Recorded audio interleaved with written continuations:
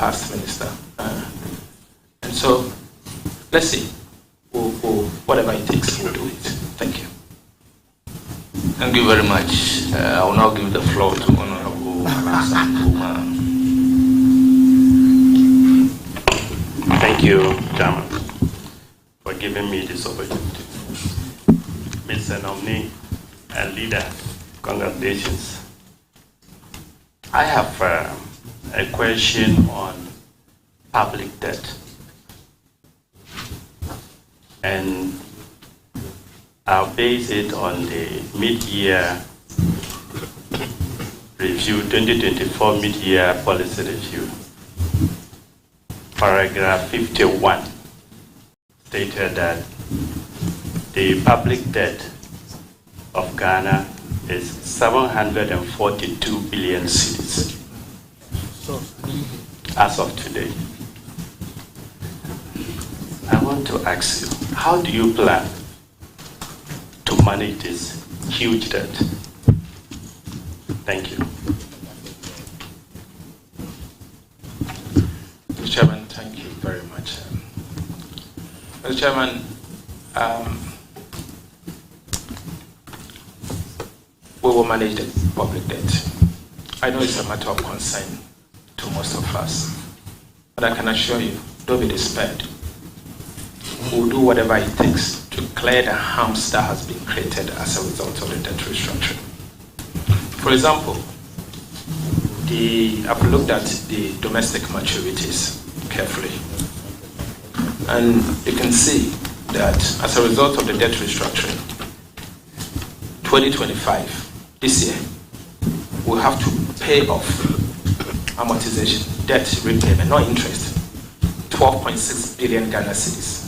Domestic. 2026, you have to repay another 15.7 billion Ghana cedis. 2027, you have to pay 53 billion, and 2028, 48 billion. So you could see the harms that have been created. It's frightening and worrying.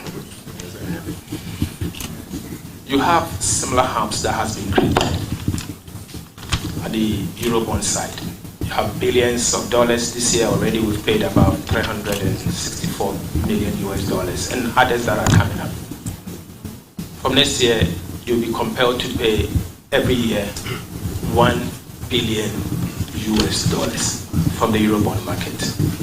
From the bilateral official creditors, we don't know yet because they've not signed the MOU and all. I recognize the challenges that we have to face as a country. I'm familiar with it. What I can say is that we need to urgently go back to the drawing board to see what we can refinance and what we cannot refinance, and build buffers to take those ones that we cannot refinance. Currently, we do not have buffers to take off some of this debt as a mandate for you, particularly the external side. No buffers. We have to learn from the past. We have to learn from our mistakes as a country. Rambo Sentepe once taught me how to build buffers, and his famous sinking fund. When you have the need to save for good during good times to take care of eventualities or during bad times. We did save to the extent that when we were leaving office, there was enough buffers for the incoming administration to repay the maturing Eurobond. We did just that. Today, it is obvious that we do not have buffers for the external side. For the domestic side, I don't know of any buffer. But nevertheless, and as I've said, don't be despaired. We will manage this debt. His Excellency, the former president, in his last State of the Nation address said that he did not expect the incoming finance minister to default. I want to use this podium to assure the former president that we will not default. We we are very much aware of the harms that has been created. It's not palatable. It's worrying. For example, you need to always, every week in, week out, go into the T-bill market and refinance it 111 billion Ghana cedis. Week in, week out. 91 days, you have to refinance 51.6. 182 days, you have to refinance 24.6 billion. And 64 days, you have to refinance 34.9 billion. So together, you are talking of 111 billion Ghana cedis in T-bills that you have to refinance. Or probably roll over. Aside the domestic payment debt that I spoke about. But we will implement an effective debt management program, and we will establish an independent debt management office. I think I said it earlier. And this independent debt management office will manage our debt better and going forward, avoid past mistakes. I think that is very important. I think we don't have to dwell too much with the past. The past is behind us. We have a country to take care of. We have citizens that are struggling. And so we'll focus on the way forward and forward march of our people and do what is right. But be assured, we'll manage the debt better. Thank you very much. Any more questions from Omar? Honourable members, against the ground rules, I've exercised my discretion as the chairman of the committee to welcome a question from Sami Awuku, a friend to the committee. Thank you, Mr. Chairman. Mr. Chairman, I would like to just ask a follow-up question, if it pleases Mr. Chairman, and then I can go on to my substantive. Congratulations, honourable nominee.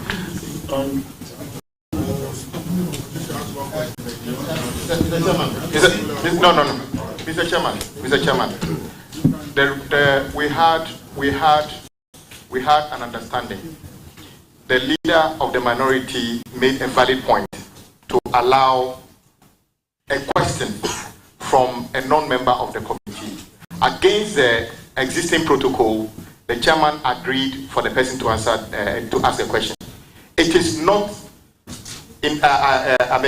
appropriate for that person to now say you want to ask a follow-up question before his substantive question. That is not allowed. So go on and answer your question. That is I think the point I'm making to chairman. That he is allowed. Honourable Samuel Kuma, you do exactly the same. Mr. Chairman, basically it has to do with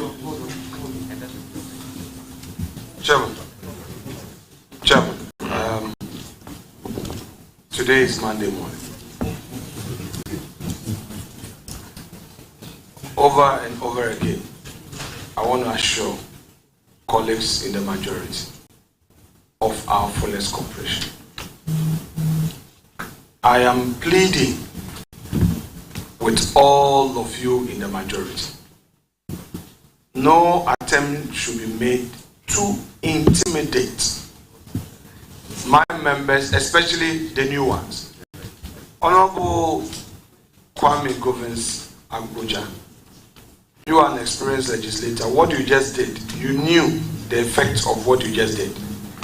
When I pinch you guys a bit, then you're all crying, Afenyo.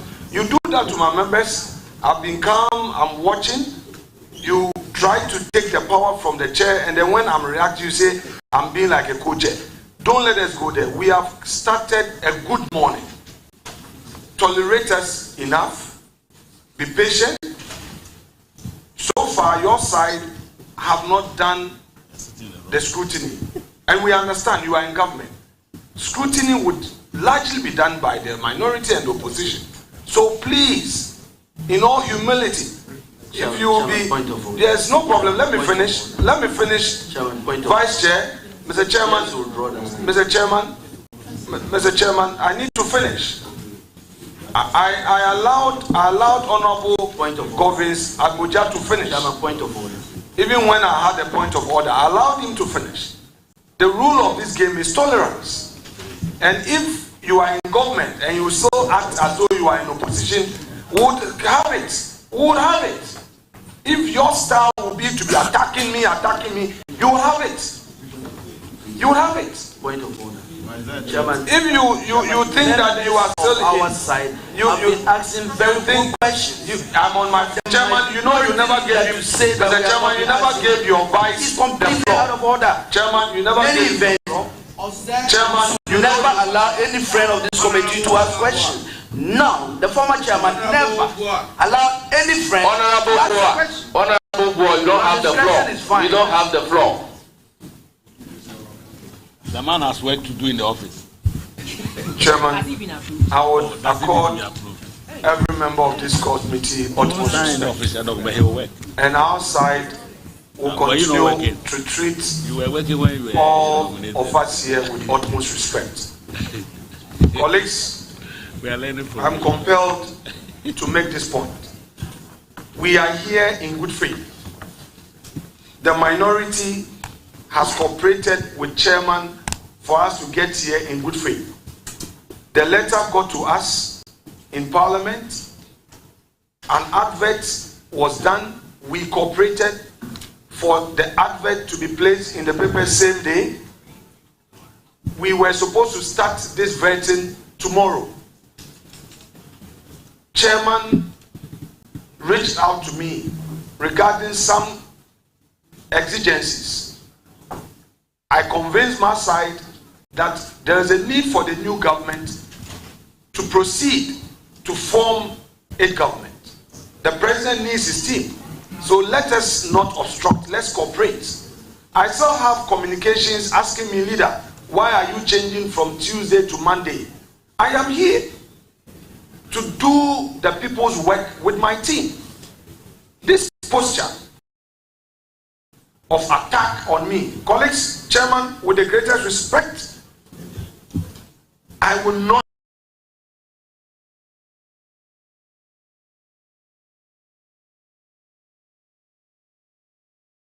opening remarks. Legal governance. And I will support you to form your government. But nobody should make an attempt to use some attacks to frustrate. It won't work. And we are not going to boycott proceedings. As Honorable Governor Agboja once said on the floor, even laying paper, even for him to oppose, he says that there will be chaos. That was his threat. We know what he did to my vice chair. No, it's not payback. I will never do that. I'm not petty.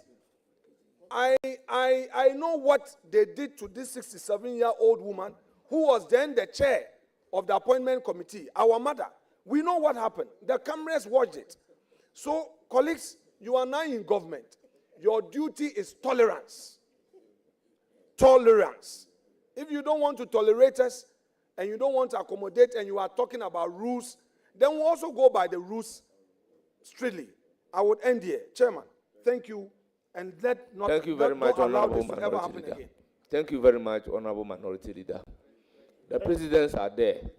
We all know that Honorable Joseph Osei Owusu, sitting as the chairman of the appointment committee, will never welcome a question from a non-member of the committee. I am using my discretion to allow a non-member to ask a question. I am asking you to ask a question. And to ask a question does not give you room to ask supplementary question before the main question. It's an abuse of the opportunity being given to you. May you proceed and ask your question. Mr. Chairman. Mr. Chairman, wait. No, wait. Chairman, with the greatest respect, I know you are an advocate, you do a lot of cross-examination. You cannot raise your voice on a member. He's a first timer. When he makes a mistake, let's correct him in a manner that would encourage him to enjoy Parliament. He's a new member. Please, with the greatest respect, I know it was not your intention, but knowing you when you get your client in a tight corner, how you deal with them, I beg you, this is not your client. I beg you. Neither is he. So, Mr. Chairman. Honourable member, ask your question. Mr. Chairman, thank you very much. But first of all, I did not even make a mistake in the first place. Just for the records, I did seek leave. Go ahead Mr. and Chairman. ask the question, and please. once it wasn't approved, then I proceed to my substantive. That's all, Mr. Chairman. And thank you very much, Mr. Chairman, for the clarity. And I will proceed. Honorable nominee, I would like to refer you to a publication on the 15th of March 2021. And I want to paraphrase because I don't want to miss any word. And I quote, Ghana today, we are complaining that this gambling is destroying our youth. I've read a number of articles on this. I would have thought that the government will come out with a policy to restrict gambling and to even ban it, he said. And this was a quotation attributed to you, Honorable Nominee. I want to ask and proceed on this. Do you still stand by this position of banning gambling and banning betting and all that in its entirety, or now your position has changed? That's what I wanted to ask. Thank you. Thank you, Mr. Chairman. Mr. Chairman, I think it's a very good question and it's an opportunity for me to clarify. Mr. Chairman, I was on a show with the Honorable Kojo Opon Nkrumah, and the contest must come out. The Honorable Kojo Opon Nkrumah, at the time Minister for Information, I'm sure, had the responsibility to sell a government policy on betting. And he said, I'm surprised you are not bringing that portion. He said that betting tax is being implemented because it is destroying our youth, and that the government is introducing this betting tax the government is introducing this betting tax to deter them, equivalent to a sin tax, so that they will not be staking the bet. I retorted on a show being hosted by Evans Mensah on Joy FM PM Express. I retorted by saying that will not solve the problem. That will not solve the problem because I've read a number of articles, and the article presupposes or suggests that it is destroying our youth. And so if you want to introduce a tax, you have to first look at the elasticities, and as to whether the elasticities will mean that imposing such a tax will prevent the individual or the people concerned from the staking of the VAT, of the betting or not. But I doubt that will. And so if you intend doing that, the best option is to ban it and not to introduce a tax. And I said the tax will not solve the problem. Here we are today. I've been vindicated. Has the tax solved the problem as intended by the government? Big no. I insist that that tax must be abolished. And as Minister of Finance, my first budget, I will abolish the betting tax. Thank you. Thank you very much, Honorable Member. We don't do that in Parliament. We say here, here. No, but they are not.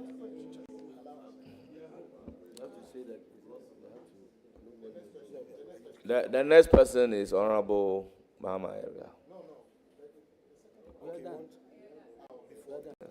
Mama Area.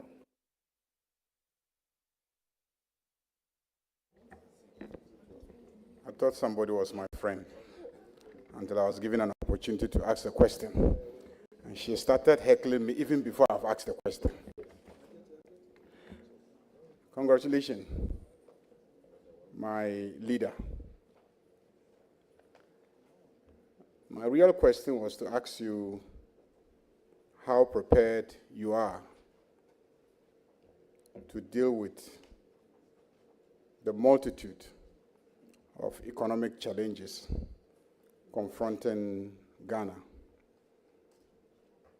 But after listening to you within these few minutes, I thought it wise to abandon my question. Because even before asking, you have made a case demonstrating your readiness and preparedness to confront the problems of Ghana with greater expertise and finesse than we have seen in the past.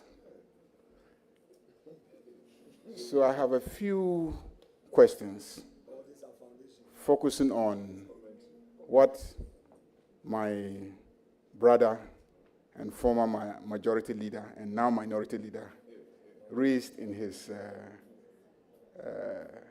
thesis that he read before we started. Oh, it's very beautiful. Thesis. Honourable member, continue. Proceed.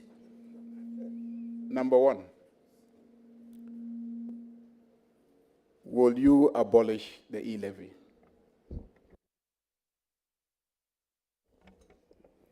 Thank you very much, Mr. Chairman. Mr. Chairman, my position on the e-levy is well known. I do not intend to run from it. I've written articles against the e-levy. I championed opposition against the e-levy. I still stand by them. Mr. Chairman, the e-levy is neither a direct tax, indirect tax, or an excise tax. I don't know how to classify the e-levy as a tax practitioner. Mr. Chairman, it doesn't mean that I do not recognize that the e-levy brings in certain revenue. But the fact remains that the e-levy retards our progress towards a cash-light economy and the fintech. We need to abolish the e-levy. I have said, and I'm on record to have said, that given the opportunity to abolish the e-levy. I want to restate that position, that if approved as part of the first budget, I'll be privileged and I will announce that we will abolish the e-levy as part of our first budget, recognizing my earlier stance and the commitment that His Excellency the President, President Mahama, said that as part of our 120 days agenda, we will abolish the e-levy. We stand by that, and I can assure you the e-levy will go within the 120 days calendar that we've announced. Thank you.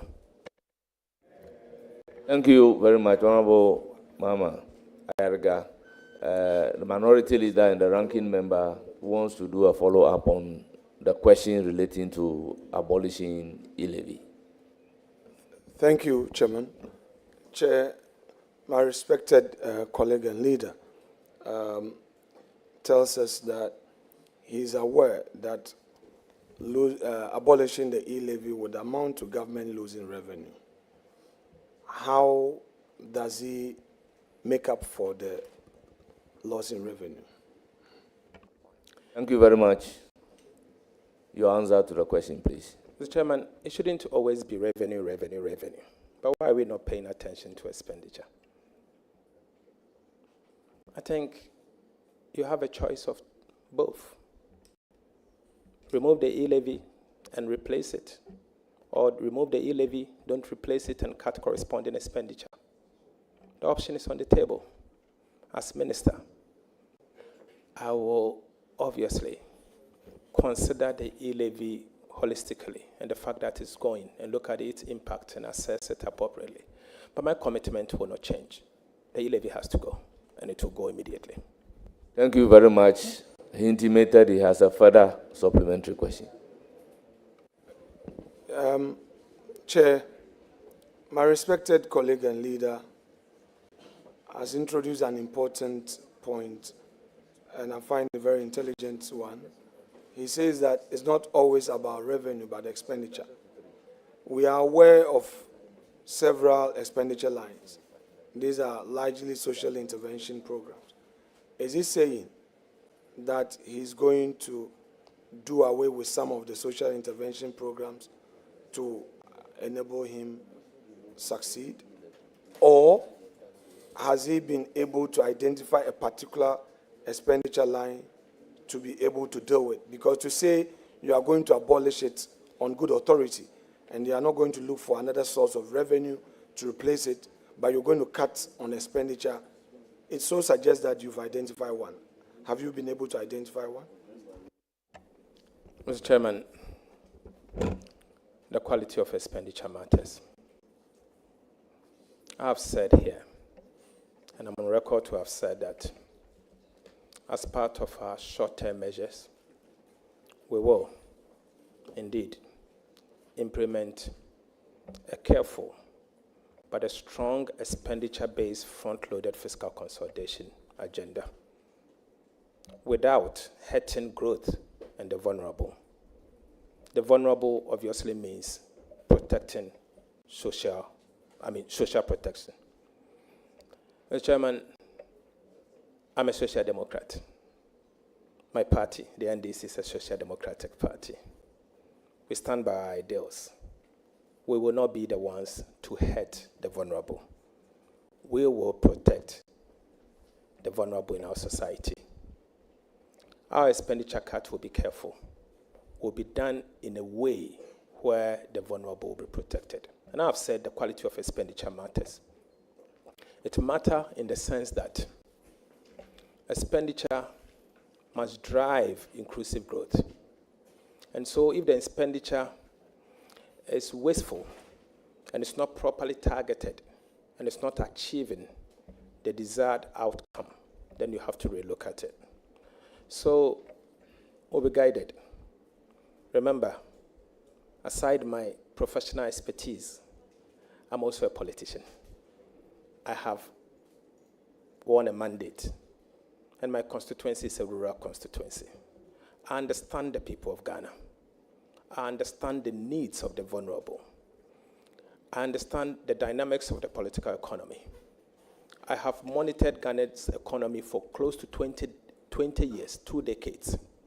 I understand its trends, and I can assure you that whatever policy that we will introduce it in such a way that it will drive inclusive growth and help all of us. Thank you.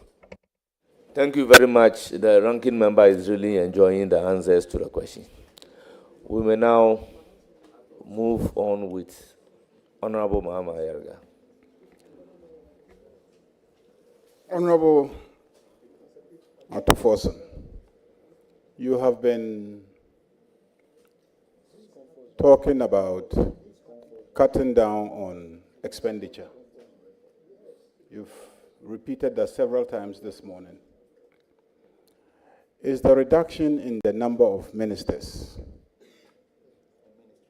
and the reduction in the number of existing ministries, is that part of the measures being taken at the highest levels to cut down on expenditure? Mr. Chairman, the size of government matter. It feeds into the expenditure framework. Reducing government ministries from 30 to 23 gives you a savings of 7. 7 bureaucratic agencies. 7 bureaucratic agencies comes with its own cost. Therefore, it is part of the envelope. So straight away you can see the envelope. Today, the Ministry of Finance will have to populate the budget as approved by Parliament for expenditure in advance of appropriations. It has, as part of it, 30 ministries. Immediately, they have to realign to 23. So straight away, you have cost centers of 27 that you have to eliminate. Some are fixed, but they are variable costs that you immediately cut. And so you can understand that as part of the government's policy to cut down expenditure, we have already begun. And I'm sure in the next budget, you will be very impressed with us, what some of the things we'll do. I don't want to preempt it. I'm not a minister yet. I will count on you to approve me very fast so that I can start the work. Thank you. My last Thank you question, very much. Your last question. My last question is, do you have any doubts about any of our commitments to abolish any of the taxes? Are we reneging? Is there any conversation in the circles of government? Is there any doubt in our mind about any of the taxes that we said we will abolish? Mr. Chairman, certainly no. Certainly no. Thank you very much.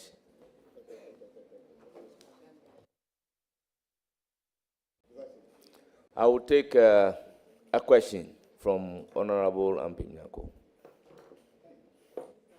Thank you, Chairman, and congratulations to Honorable Dr. Ato Forson.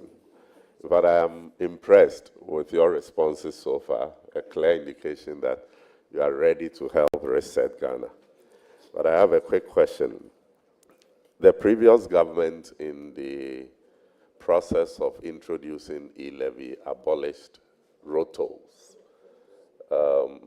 As you have committed to remove e-levy, would you consider to bring back road toll collections? And what is your take on property rate collections as well? Because they attempted to centralize it and they reversed it with the previous government attempted centralization of property rate collections, and they reversed it with the explanation that there were some challenges. Thank you very much for your question. Road toll and property rate? Mr. Chairman, thank you. Mr. Chairman, the previous government indeed removed the road toll. But getting to the end, they signaled that road toll is coming back. Mr. Chairman, they submitted to Parliament, it was not laid, a concession agreement with the company to reintroduce the road tolls. I have a copy. Mr. Chairman, the NDC indicated from day one that the road toll will come back. We are not running away from it. In fact, the Honorable Haruna Idrisu, at the time, the minority leader, said that the NDC promises to bring back the road toll. The Hansard will bear us out. We have not run away from that fact. So, I can assure you, we are a party that sticks to our promises. And whatever we have promised to do, we'll do just that. If the road toll is a way to raise revenue, we'll raise the revenue. And the road toll, if you use the road, you have to pay a toll. And it's all over the world. Ghana won't be the first country, won't be the last one. You have to contribute towards the road maintenance. And so the only thing is we have to collect the revenue effectively and efficiently so that we can plow it towards the maintenance of those roads. Thank you. Thank you very much. I will take a question from Gideon Buako. Dr. Gideon Buako. Thank you, Mr. Chairman. Mr. Chairman, the Honorable nominee per series affiliated to the Kwame Nkrumah University of Science and Technology Business School. In fact, he signed up for the program at the time I was seconded to the office of the Vice President. So as a lecturer of the business school, I think it is appropriate that on behalf of the KNUST Business School, I congratulate you. And I can see my colleague, Professor Jonathan Annan, sitting behind you to show moral support. Mr. Honorable nominee, on 3rd April 2019, Ghana's economic management team held a public lecture at the College of Physicians and Surgeons. And this lecture was led by the former Vice President, Dr. Mahamudu Bawumia. The lecture was themed, Our Progress, Our Status, Our Future. A day after that lecture, there was another public lecture organized by the Coalition for Restoration that is affiliated to your party on 4th April 2019, and you spoke at that public lecture, which was themed The State of the Ghanaian Economy, Myths and Truths. In your presentation, you put out some data, among which I found a highly misleading data that you put out. And to quote you verbatim, you said, and I quote, Mr. Chairman, The official data from the Ministry of Finance indicates clearly that overall deficit by end year 2016 was 7.8% of GDP, into brackets, 6.1% of new rebase GDP. But the figure you put out, Honorable Nominee, was utterly untrue. And to back this with evidence, if you read the budget statements of 2017, the mid-year budget statement of 2018, and the mid-year budget statement of 2019, the full budget, you will see that page 7, paragraph 14 of the 2017 mid-year budget put that figure at 9.3% of GDP, and not what you quoted. Again, page 12, paragraph 45 of the 2018 mid-year budget put the figure again at 9.3% and not what you quoted. Lastly, page 3, paragraph 14 of the 2019 full budget statement puts the figure at 9.3% and not what you quoted. Where did you get that figure you quoted from? Would you consider apologizing to the Vice President, Dr. Mahamudu Bawumia, and Honorable Nominee, former Vice President? Honorable Dr. Gideon Boako, it doesn't lie in your mouth to ask the nominee to consider apologizing. So withdraw that from your question. Thank you, Mr. Chairman. I submit to your guidance on this. Honorable Nominee, my question is, you know the enviable office of the Finance Minister that potentially you're going to occupy should come with utmost integrity, honesty, backed by meticulousness, profundity, and analytical precision. In your capacity as minority spokesperson, you misled the public with wrong public data. Can you assure this committee that you are not going to sleep on the job and make some of these data presentational errors that we have even experienced in the past, for which Ghana was charged for some misreporting by the IMF? That's my question, Mr. Chairman. Mr. Chairman, thank you very much for this. Before you answer the question, the questioner, I will want you to consider withdrawing, going to the office with a degree of honesty, integrity. I mean, it's against our rules. So expunge that from your question. Then I can ask the nominee to answer the Mr. Chairman, question. if you can guide me. I think what the chairman is saying is that the aspect where you delved into his personality. So just say that that bit is deemed withdrawn. Then we make. Mr. Chairman, duly acknowledge. Thank you very much. Nominee, you may proceed to answer the question. Thank you very much, Mr. Chairman. Mr. Chairman, the Honorable Gideon Boako has got it very wrong. Very wrong in the sense that he's not privy to the IMF data. And I want to refer him to the IMF staff report for 2018 and 2019. And if you can check now, I want to take him into it. Mr. Chairman, he's wrong. In fact, the very 7.8 fiscal deficit for 2016 was reported by the IMF. And Mr. Chairman, the IMF has subsequently even revised the fiscal deficit for 2016 down on cash basis to 6.3%. 6.3%. Mr. Chairman, you know me in this house. I don't just speak. I speak with data. I research before I speak. I use data from independent sources. Ghana was in an IMF program at the time. 2017, the Ministry of Finance presented a budget. They quoted the numbers he's making reference to. I challenged the numbers. In fact, my former boss also challenged the numbers because I was a deputy minister at the time.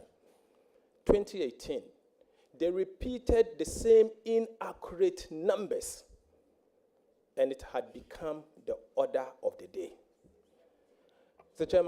Chairman, point of order. I have a don't responsibility. think yes, Mr. Chairman. I have a order. responsibility to defend our legacy. And I had a responsibility to defend our legacy. And in defending the legacy, I actually decided to use data from independent sources, the International Monetary Fund. And in doing so, the IMF presented this data. Mr. Chairman, I'll give you this. This is a dashboard I asked the Ministry of Finance to tabulate for me. Ministry of Finance's own data. I did not compute this data. It's coming from Ministry of Finance. According to the same Ministry of Finance, the fiscal deficit, cash basis for 2016, was 6.3% of GDP. Mr. Chairman, this is not coming from me. So the 7.8%, I was extremely charitable, extremely charitable, because I've weighed off 1.5% of GDP. Because that was what the Ministry of Finance has reported. They gave it to me this morning when I asked for it. This is coming from the Ministry of Finance. So there's no basis for me to apologize. I stated the fact. I stated what is coming from the IMF, what I had earlier on objected to, and I've asked the government to consider relook at the numbers again. Thank you, Mr. Chairman. Thank you very much, Honorable Nominee. We indicated earlier that he doesn't have the power to ask any nominee to apologize. He doesn't lie in his mouth, and it was withdrawn. So I will move to the next questioner, member of the committee, Honorable. Mr. Chairman, I will seek your leave for a point of order. My brother and you are nominee, taking the point of order on who? Which matter are you taking the point of order on? On the matter he just put on the table that consistently Ministry of Finance presented wrong data to Under Parliament. what order are you coming? Mr. Chairman, I have to put this on record that he's saying that consistently for 2 years, Ministry of Finance presented wrong data. You were a member of Parliament at that time. We were all members of Parliament at that time. And then he comes back to tell us that today he's gone back to that same Ministry of Finance to get accurate data because he's the one going to, lead or chair, lead the ministry. I don't think it is proper. I don't think this is how we should treat ourselves. If for one reason you have found out another data that is maybe contrary to what we presented, definitely there will be explanations. Definitely there will be, reasons why it is so. But to say that consistently we presented wrong data to Parliament consistently for 2 years, Mr. Chairman, this is Ghana. And like my neighbor in Etiwa West said, whatever we say here, the international investors are listening and watching, and to have repercussions on this economy. So let's manage what we say. We are not saying don't speak the truth, but you cannot say that consistently for 2 years, Ministry of Finance presented a wrong data here. Mr. Chairman, I expect you to do something about it. Thank you very much. I will not allow the nominee to answer. That is not a question. It's a commentary. May we proceed? Honorable Mr. Chairman, respectfully, you have to do something about it because you were a member of Parliament at that time, and they are saying that we, members of Parliament, watched while wrong data was being presented. Honorable Patrick Obama, Honorable Abna Ose-Asare, you are out of order. Mr. Chairman, respectfully, you have Put to your do microphone off. Honorable Patrick Obama, it's now your turn. Chairman, you have female members on this committee, and I believe you must protect the ladies on the committee, Mr. Chairman.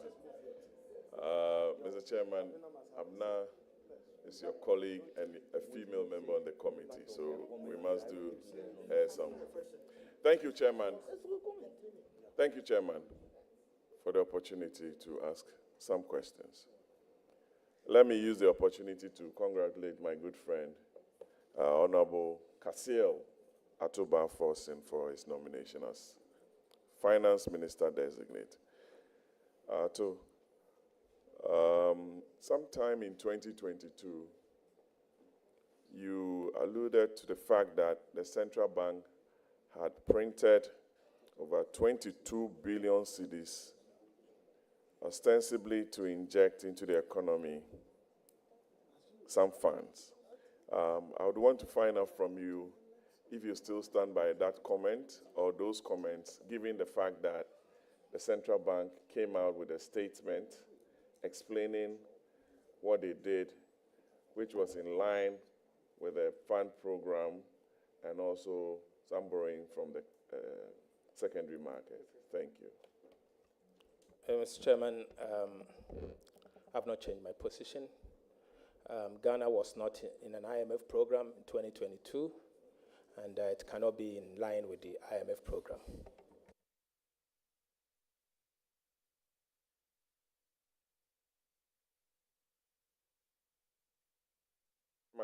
I didn't get an answer correctly from my good friend. Honorable nominee, can you repeat your answer? Mr. Chairman, he said what the central bank did was in line with an IMF program. Ghana was not in an IMF program, and I stand my position that the central bank indeed engaged in monetary financing, in other words known as money printing. Much for repeating your answer. Your second question.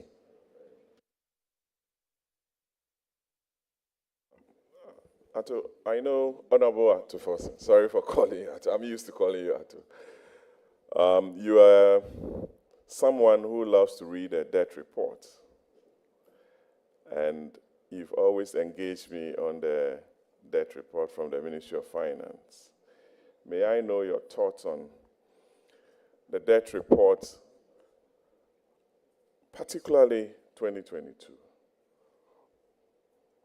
Reading from the previous debt report, the public debt, as it stands now, increases with the depreciation of the cedi. About 90% of the increase in our external debt was due to the cedi's depreciation,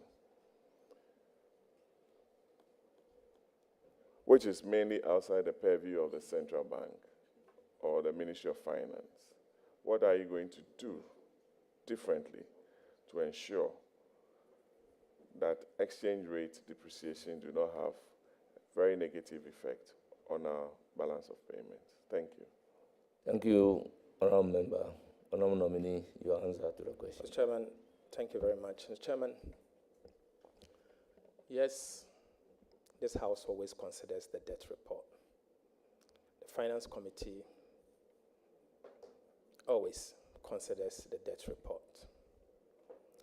We started raising the red flags and asked the minister to act far back 2020.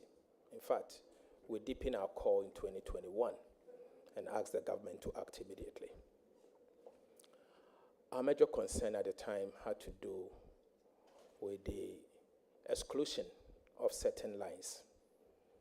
ESLA bond, Sino-Hydro loan, Dache bond, and many others. And we said, what they are doing is wrong. And that as long as you are going to use government revenue, public revenue, to repay this debt or service the debt, you should count it as part of the debt. So the debt that they were reporting excludes some of this debt that I've mentioned. We were ignored. But in the end, when Ghana went into the IMF program, we were compelled to add Sino-Hydro loan to the public debt. We were compelled to add ESLA bond to the public debt. We were compelled once again to add Dache bond to the public debt. So we came back to the basics. We in the NDC felt vindicated, but we don't seek that. We think it provides a very excellent lesson for all of us in the way we report our debt. Fast forward, that is why the NDC, we've pledged in our manifesto to establish an independent debt management office so that we can report our debt in a very transparent manner to avoid past mistakes and to move on. The exchange rate issues you've mentioned are very genuine and very germane. Yes, as long as you borrow in another country's currency, foreign currency, when the cedi depreciates as against those currencies, because you express it as, in your currency, it will have an impact, and so your debt will be going up. But remember, it's also your responsibility to manage the currency, and it's not someone else's responsibility. And Central Bank, the Bank of Ghana, has a role to play in the management. In fact, they have to manage the currency and stabilize the currency. But the Ministry of Finance has a role to play. So the behavior of the fiscal authorities will have some positive or negative transmissions at the monetary side. And so together, we have to do it. When approved as minister, I will work or coordinate effectively with the central bank for us to be able to anchor the cedi together, so that between the Ministry of Finance and the central bank, we can anchor the currency. That must be done.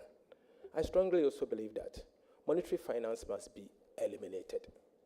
We've done it in the past in 2016, and monetary financing has a role to play in the inflation that we saw in 2016, and the cedi that we saw depreciating to a level that you are talking about. So we need to work together and find a way to deal with the concerns that we've raised. I'm committed to that, and we'll work to do that. Thank you. Minister, there's just a question to the chairman, to the nominee. I know there are some cocoa farmers in and around Ejumako and Yanesiam. Asin area, Denchira, Ashanti, Western North. They are all listening to you. And they would want to know from you as Minister of Finance, because under the previous administration, Cocoa Board was moved from the Ministry of Finance to Ministry of Agric. People had issues with it. They want to know from you, from a cocoa growing area, whether you are immediately going to increase, as promised, the producer price of cocoa to 6,000 Ghana cedis per bag, as promised. Thank you very much, and I wish you the very best, Ato. Thank you, Mr. Chairman. Mr. Chairman, Please go ahead. Mr. Chairman, as we speak, the chairman of the Producer Price Review Committee is the Minister for Agriculture and not the Minister for Finance. The government changed the position. In fact, President Akufo-Addo brought a bill to the House for us to consider and change it. Until that changes, I will not be the chair of the Producer Price Review Committee for me to commit. But what I can say is that, you know my passion with cocoa. I do not have a cocoa farm myself, but I recognize the work of the cocoa farmer. And I have fondly spoken about cocoa, and everyone knows that. I think the cocoa farmer must be prioritized. One of the reasons why our cocoa is going down is that we are not paying the cocoa farmer a fair price. As a result, there are no incentives for the cocoa farmer to cultivate cocoa. And our volumes are dwindling from almost 1 million metric ton to 400 and something thousand metric ton. Today, we are second largest producer of cocoa. Ecuador is fast approaching, and if care is not taken, Ecuador will overtake us. Cocoa has supported Ghana's economy over the years. I think it's about time that we pay attention to the cocoa sector by giving fair price to the cocoa farmer and revamp the industry. As minister, obviously, as Minister of Finance, when approved, I will work with the Ghana Cocoa Board as a rare sector active player to revitalize the cocoa sector, but at the same time paying attention to what the cocoa farmer gets, because we need to incentivize them, we need to encourage them for them to be able to cultivate the cocoa, and for them to be able to also be encouraged to stay within the sector. Remember, The cocoa industry is more or less the largest single employer of Ghana's economy. And it cuts across how many regions in our country? Almost half of this country produces cocoa. So don't overlook cocoa, and we will not overlook cocoa. Minister, Thank you very much. Just to give you some information, that committee is co-chaired by the Minister of Finance and the Minister. So you have a voice. Right from the word go, you have a voice. So that even empowers me stronger. Thank you very much. And my passion will always come to play. Thank you. It's now the turn of Honorable Governor Kwame Abuja, the Majority Chief Whip. Chairman, thank you. I also want to take the opportunity to congratulate my boss, the Majority Leader, Honorable Kessel Atoba Forson. Working with you as your whip, I have no doubt you are cut for this job. You are a personality determined to achieve results, and you are selfless, and you love your country. I believe with you in the chair, you will be able to drive, on behalf of the President, the economic reset that we all desire as a people of this country. Chair, I have an observation. I haven't served long enough on this committee, but I have this to say. This is the longest vetting of a leader since I entered Parliament. Though my very good friend, the respected Minority Leader, made the point that there's a convention that leaders are vetted differently. And I was here when even the Deputy Majority Whip at the time, Honorable Lydia Alassane, was vetted. That rule even applied to her as a Deputy Whip. We are approaching 3 hours of vetting.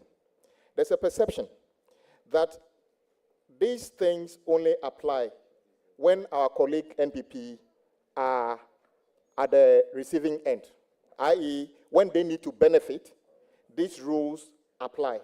And we on the NDC side follow through. Let this just be on the record that one day, if a leader gets vetted 3 hours, 4 hours, it wouldn't be that, oh, because it's NPP or NDC, but you have actually set the precedent. Let me go to another observation. My very respected leader, I know he knows his numbers, and he actually goes not only read Hansards, but actually watch videos of proceedings in Parliament. And we all learn from him sometimes. Though I came to Parliament with him, his premium on details are correct. In his, what I call the press, using this platform for a press conference initially, he spoke about a lot of things. One of the important things he spoke about was the communication from His Excellency the President to this House, where he suggested that at Order 65-1 says that that type of letter should be signed by the President, Vice President, or a minister designated by the President. And he took issues with Dr. Kalisu signing that letter. I have here in my hands a letter dated 21st January 2021. And this letter communicates President Akufo-Addo's nominees for ministerial and regional ministerial designate. And guess what? The person who signed this letter is not even the President's Executive Secretary, but somebody called Honorable Eugene Ahin, Acting Director of Communication, Office of the President. So whilst I agree with you that, yes, address to the Speaker, the thing says, it's all here, I'll hand it over to you. So what I'm saying is that I agree with him that Order 65-1 should be adhered to.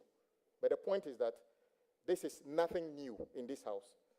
Indeed, the Executive Secretary of the President has communicated to this House appointing people to authority under that same thing. So just for the records. Honorable Dr. Ato Forson, I have just one question for you. And this question is regarding a payment of $53 million towards a supposed cathedral project, which was a commitment of the former president to his God. As we speak, the $53 million has been paid. The result is a big hole not far from here. We also know that the payment was made through the Ministry of Finance. My question to you is, having knowledge that the $53 million could have paid for 3 completed Agenda 111 district hospitals, could have paid for 1,226 unit classroom blocks, could have paid for 1,050 chip compounds, could have paid at least 299,000 teachers, and actually could have bought 9,000 cutlasses for farmers. Will you promise that when you are approved by this House and then subsequently by the House, you would set up an investigation as to whether this payment was legitimate, and if possible, retrieve this money so that we can buy the 9,000 cutlasses for the farmers, actually build 1,050 chip compounds and 1,200 6-unit classroom blocks. Hopefully, Adaklu will get some of the 6-unit classroom blocks because we still have schools under trade. Will you make a commitment to make sure that this $53 million, which many Ghanaians believe was a waste, would become something that can benefit the ordinary people of this country? Thank you very much. Before you proceed to answer the question, let me reiterate the fact that regarding the form of the communication to Parliament, I indicated quoting a decided case to support. As a matter of fact, it's not about the form but the substance. So let's leave it there. You may proceed to provide an answer to the question. Thank you. Mr. Chairman, thank you very much. Mr. Chairman, this takes me back to what I started earlier. The quality of expenditure matter. You see, and I've said earlier on that there was the need for us to cut the waste. This is one of the waste that I refer to. And learning from past mistakes, we don't need to repeat this. As to whether we'll investigate it or not, the Ministry of Finance do not have investigative power. It is the government, and based on the government agenda to investigate. I attend the Office of the Attorney General and the newly established ORA. So, Mr. Chairman, let me put it this way. There are bitter lessons we have to learn from some of these expenditures and what it has done to all of us as a country and what we have gone through together, because in the end, we ended up borrowing, and we borrowed into an unsustainable pit to the extent that we had to give domestic bondholders haircuts, including Euro bondholders. So we have to learn from it. And I've said that we need to identify some of these kind of expenditures. You are now aware of this one, but maybe there are a lot more that we are not aware of. Can we identify some of them? Can we pledge together, the political class, the governing class, not to continue some of these things and allow the private sector to deal with some of these things concerned? So I'll leave that here and urge you that I will work with yourselves to identify some of these wasteful expenditures and cut them appropriately. Let's cut the waste together. Thank you very much. Chairman, thank you for the opportunity. Chairman, my respected colleague Kwame Agboja made reference to an earlier observation made by me in respect of the communication from the Secretary to the President to the House. He did suggest that there is precedence and that in January 2021, specifically 21st of January 2021, a communication from the Presidency was signed by Eugene Ahin, Acting Director of Communication, informing the Speaker of some nominees, and that to him is a precedence. I humbly beg to disagree with him on his own evidence. The letter he referred to is rather a press release, not a letter to the Speaker. And for his own record, it's titled "For Immediate Release, President Akufo-Addo's nominees for ministerial and regional ministers designate."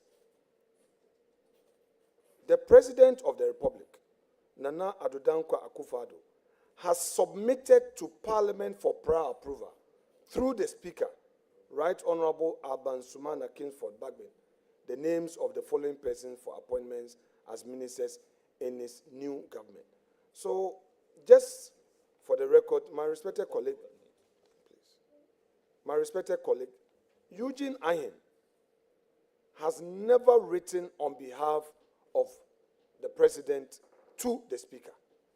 This is a press release. And if you want me to read the conclusion, I will. President Akufo-Addo is hopeful that Parliament will see to the prompt approval of his nominees so that they can assist in the delivery of his mandate for his second term in office. This is the press release. And in fact, our colleague, Ofosu Kwakye, as the acting spokesperson for the President, has actually also released a statement in respect of the nominees that got to Parliament. So I'm saying that, get the fact right, Eugene Ayen, for records, never wrote to Parliament. And that was not what I was referring to. I referred to the letter from the Secretary. In any event, I relied on the rules of the House. So please, Eugene never wrote to us, and I did not mislead the public, neither did I quote the wrong law, or neither was I suggesting that there was no such precedent and that this is something that, I got wrong. I couldn't have gotten it wrong, with respect, sir. Yes, Leader, the point well noted. Do you have a further question? Yes, I think I was just reinforcing the point he made because the orders are clear that such communication should be signed by the President, the Vice President, and I agree with you. So I'm just saying that because I know that the President's Executive Secretary have communicated to this House on a number of occasions.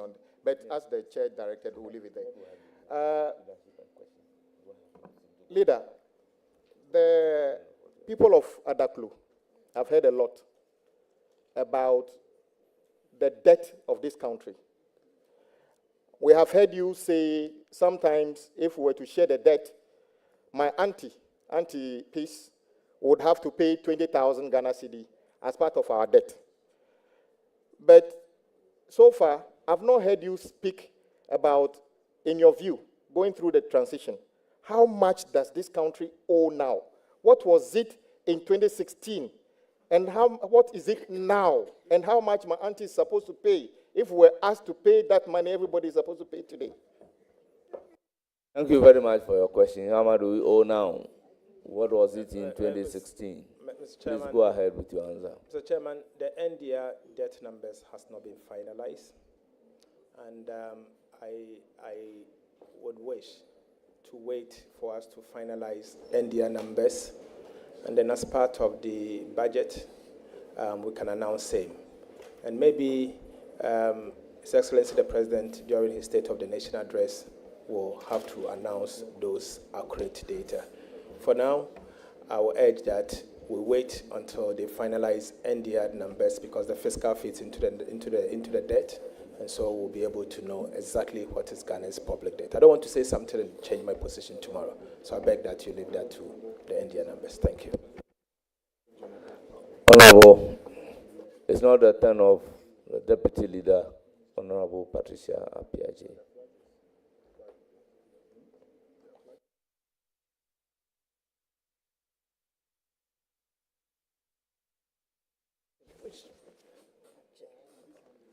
Thank you very much, Mr. Chairman. Honorable Leader, that's my favorite leader. Having been here for all this while, I've been wondering how many sins this committee has committed to fast track your vetting today. I've been wondering how many sins we have committed, and I've been wondering whether Ghana, Banana Republic, has been transported back to Ghana. So that's my first question.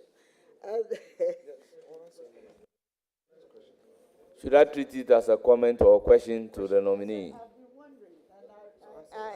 I need an answer from my leader. Mr. Chairman, thank you very much. Mr. Chairman, I remember enumerating the number of sins she's committed as the vice chair of our appointment committee. So, Mr. Chairman, I'm not a member of the appointment committee. I cannot be too sure the sins they have committed. That one is between you and your God. I think you mean you don't know the sins we've committed as a committee for fast-tracking your vetting today, a vetting that was supposed to be held tomorrow and is being held today? And we were even expecting it to be held in the next 2 weeks. Anyway, I like your answer. Honorable Leader, on behalf of the cocoa farmers across the country and on my own behalf, I'd like to congratulate you for your appointment as the Minister Designate for Finance. Honorable Leader, the current cocoa price, producer price of cocoa, is 49,600 per ton. That is 3,100 for 64 kg bag. Over the past 1 year. Are you talking in terms of dollars or cedis? Cedis, I want to be clear. Over the past 1 year, you've been advocating for higher producer price for our cocoa farmers. And you know they are very happy that given the nod, you are going to be on the seat. Should you get the nod from this House, what reasonable and fair producer price must our cocoa farmers expect from the new administration? And when will this review take place? I would like to mention specifically the figure you mentioned, 6,000 per bag of cocoa. Thank you. Mr. Chairman, without a doubt, I'm a biggest advocate for cocoa farmers. I've done that in the last 8 years, and I've fought for the cocoa farmer, year in, year out. I will not change that. I will work to improve the lot of the cocoa farmer, recognizing their contribution to the economy, recognizing that the cocoa sector has been the mainstay of Ghana's economy for years. My concern, and I've always raised these concerns, has to do with the fact that the sector is collapsing and dwindling at a very fast rate, in fact, at an exponential rate. I think we need to do something, including the farm gate price and revamping the sector itself. I've said that the Ghana Cocoa Board is currently under the Ministry of Agriculture. It is not under the Ministry of Finance, unless there's a policy change. But let me speak to what is before us now. It is not under the Ministry of Finance. So I do not have the sole power, prerogative, to announce cocoa price today. But obviously, as a minister, I'll be the champion for cocoa farmers, and I'll make sure that they get a fair price. Thank you. Thank you very much. Any further question? Yes, this will be a follow-up because I remember vividly on the floor of Parliament, the minister indicated that he is going to advocate for 6,000 a bag for cocoa farmers. And I'm surprised that you are now saying that it doesn't lie within your sole prerogative to do that. You were emphatic to do that. So should we demand that from you, that farmers are listening? Chairman, thank you very much. I don't think this is one of the sins that I enumerated, but I said I will advocate, and I've said that I will not change my position. I can certainly change. Thank you very much. Another question, please. Right. Thank you very much. Honorable Member, with the growing population of young people entering the workforce each year, what is your plan to address youth unemployment? And may I continue by asking if you could outline any specific programs to support entrepreneurship, skills training, or expansion of industries that have high job creation potential? Thank you. Thank you. Any program to support entrepreneurship Chairman, and innovation? As a government, our job creation measures have been announced as part of our manifesto. As a minister, my responsibility is to mobilize the needed resources. In consultation with Cabinet, I will have to allocate them effectively to the sectors that will create employment and for them to be able to create jobs. When we talk about jobs, Mr. Chairman, and what you said, we've announced our 24-hour economy. And I strongly believe that Ghana has the huge potential of increasing our GDP with the same resources and the same human resource. That in itself will create enough jobs. Jobs that will be able to cater for our teeming youth. But in the meantime, what you said about skill training and all, His Excellency the President, President Mahama, and the manifesto of the NDC has not minced words on this. We are going to set up a structure to train skills, give them access to the required training, and give them the tools for them to be able to learn the trade. I'll fund it as a minister, if approved, or when approved, in such a way that the skills that we lack as a country, we can train them locally and give them employment. Today, most of us, anytime you want to get good artisans, you go to our neighboring countries and bring them in. But we have the youth here. Why don't we give them the training? I think we need to revisit that. And I'll work with the sector ministers and be able to allocate the needed resources to them. And as I've said, that is my role as a minister responsible for finance. So we'll allocate the revenue, the resources to them for them to be able to. Then I will mobilize the resources and be able to allocate them effectively and efficiently. Thank you very much. Any further question? Yes, I'm very much interested in the answer to my last question. But I'm looking at the development of women. And I'm highly interested in your manifesto promise to set up a women development bank. And then free tertiary education. And I know all these things are going to be of a prime benefit for our ladies or our women in the country. With the proposed reduction in taxes, is fiscal consolidation a priority for the government in the near term, taking into account government's manifesto? Thank you. Honorable nominee. Thank you. Chairman, fiscal consolidation is not only a priority, but we will front load it. We will front load it carefully. At the same time, we'll signal to the investor community strongly that fiscal consolidation is not only a priority, but we'll front load it in a way, at the same time not ignoring the impact on growth and protecting the vulnerable. So that, I can assure you, it is a priority. We have an option to rationalize some of these expenditures. And so It's a matter of switching and rationalizing. So it doesn't mean the flagship we've announced as part of our manifesto does not mean we are going to increase expenditure. That is not what it means. It's a priority of government, and we'll do just that.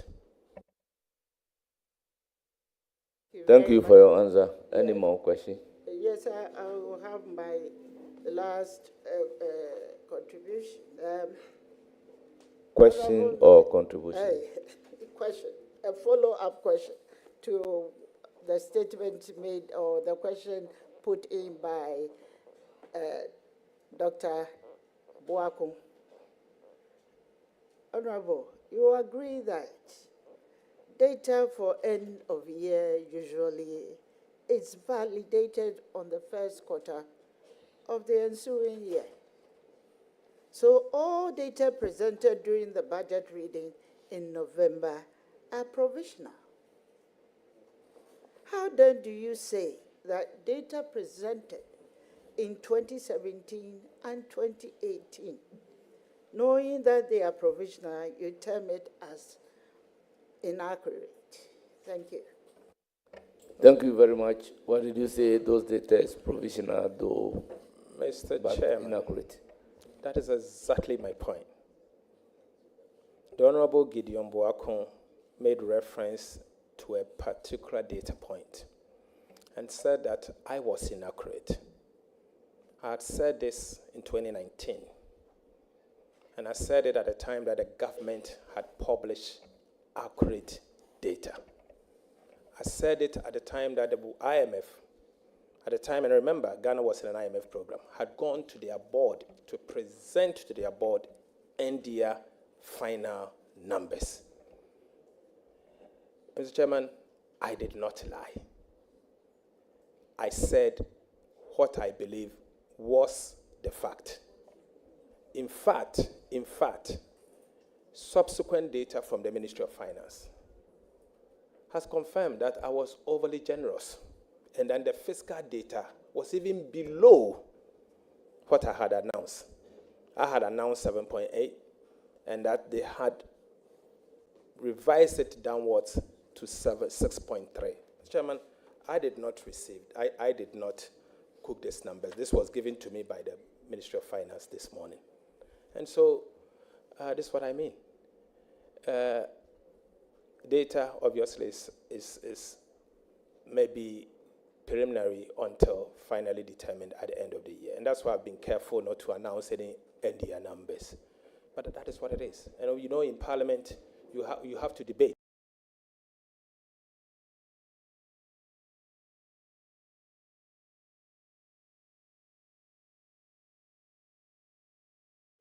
You have to debate data, and you debate that appropriately. Thank you very much. The question well answered. Any more questions?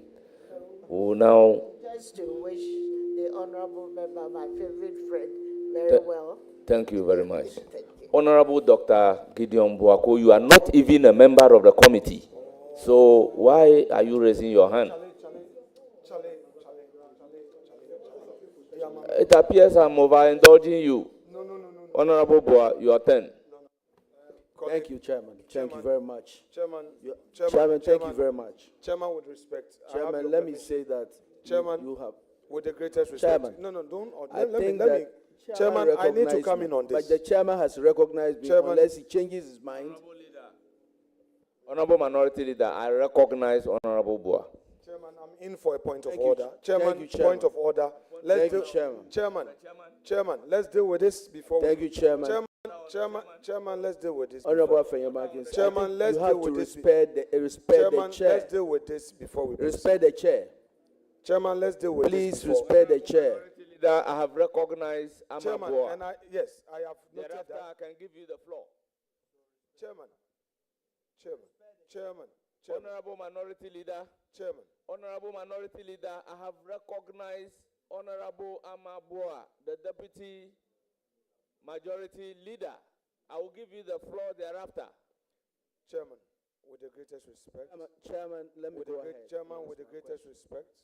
Honorable Kesel, Chairman, with the greatest respect to congratulations. Please let's deal with this Very, thing very proud so of you. that after that. We entered You Parliament consistently raise your voice 2009. on my colleagues.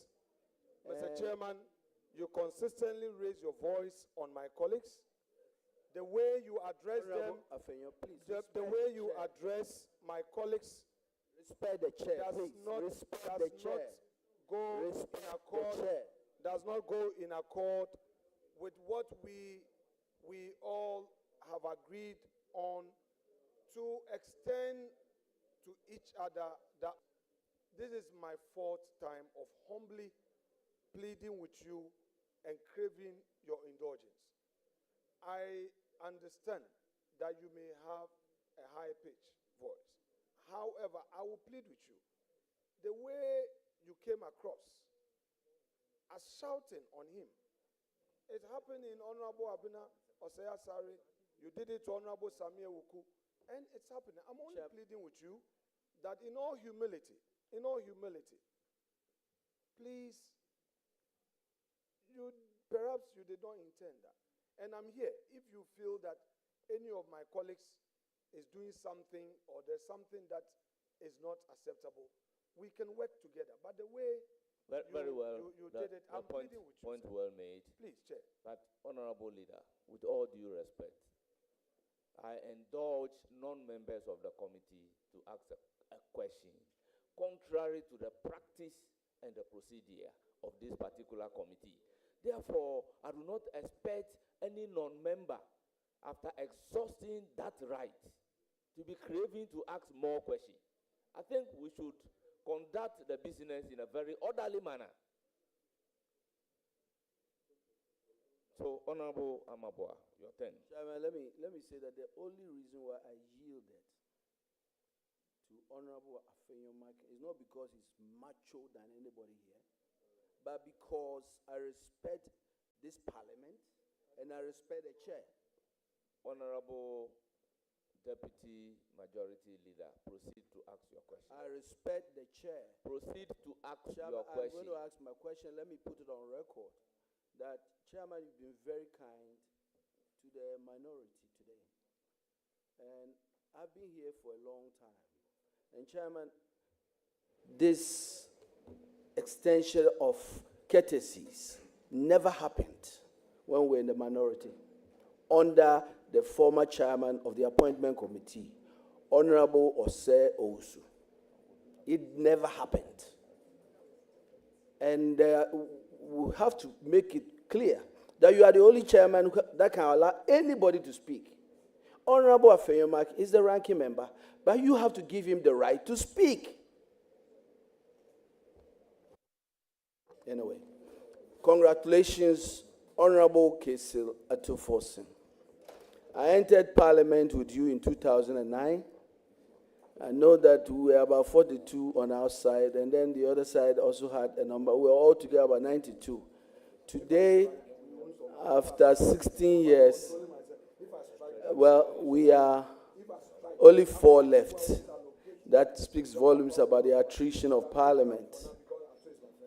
But I am very, very, very proud of you. So if I say I know you very well, I know you very well. You are a man of complete integrity, and you speak with data and facts. And I am very, very confident that that's exactly what you do. I'm very proud of your performance today, and I think you've calmed the nerves of the people of Ghana and given them the assurance that you are going to really the finance ministry to success. So, my respected leader, I must also congratulate you on behalf of our colleague. You, as minority leader, will be remembered as the leader that in the last 2 years led the minority from 137 to 188 seats. Congratulations. So I'll go straight to my question. Ghana's economy, Honorable, is grappling with serious challenges. I think you've talked a lot about them. There to GDP issues, inflation, and high unemployment. And so my question is, as the Minister of Finance, what will be your top priorities to address these challenges? Mr. Chairman, thank you very much. Mr. Chairman, let me also thank His Excellency the President for the honor done me, and my party, the NDC, again, for giving me such an opportunity to serve Ghana in such a high position, in a position of trust. I come to this position very well prepared. I have 16 years experience in public service after some years in the private sector. The Chairman, in politics, you are aware that I've served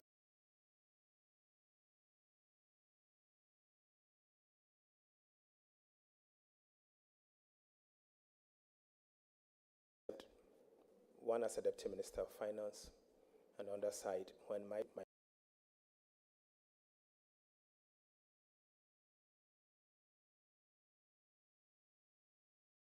minority spokesperson for 6 years. During this period, I have carefully studied the trends of Ghana's economy and monitored the behavior of how our economy behaves. I think I'm in a better place to move our country from these uncharted waters to a calm place. I'm determined. I'll do that